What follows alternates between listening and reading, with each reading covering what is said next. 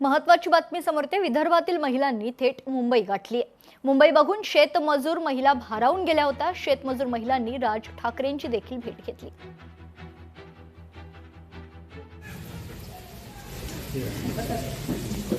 ज्यांनी घेतले ते बस बाकी मुंबईला एक ऐतिहासिक वारसा प्राप्त झालेला आहे आणि ही मुंबई बघण्यासाठी देशात विदेशातून लोक येत असतात। ही मुंबई बघण्यासाठी महाराष्ट्रातनं देखील यवतमाळ विदर्भ या भागातनं काही महिला ज्या आहेत त्या इथे आलेल्या आहेत। एकल महिला असल्यास महेश भाऊ पवार यांनी आम्हाला सर्व महिलांना जीवाची मुंबई करण्यासाठी आम्हाला इथपर्यंत आणलं आहे।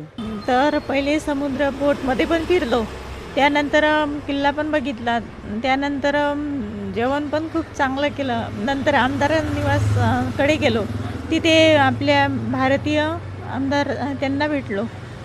त्याच्यानंतर आमची साडी चोडी पण झाली। आमच्या मनात एकच प्रश्न आहे का आम्हाला जे निराधार मिळतात तर ते 1500 काही आमचं होत नाही, तर आमचं अजून त्याच्यात वाढ द्यावा। आमचा सन्मान केला त्यांनी, कधी कोणी नाही केला एवढा आमचा सन्मान केला। साडी चोळी दिली, स्पॉन्सर केला आणि आमची अक्षरशः आरती ओवाळली। एकल महिलांची आरती ओवाळणं काही हे नाही आहे। आम्हाला एवढा आनंद झाला का खूप असं आम्ही सांगू शकत नाही।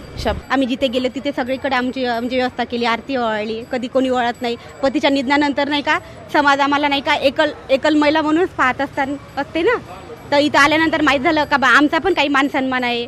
सगळ्यांनी आम्हाला मान सन्मान दिला। व्हिडिओ जर्नलिस्ट विनीत सह मी भाग्यश्री प्रधान, आचार्य, लोकशाही न्यूज, मुंबई।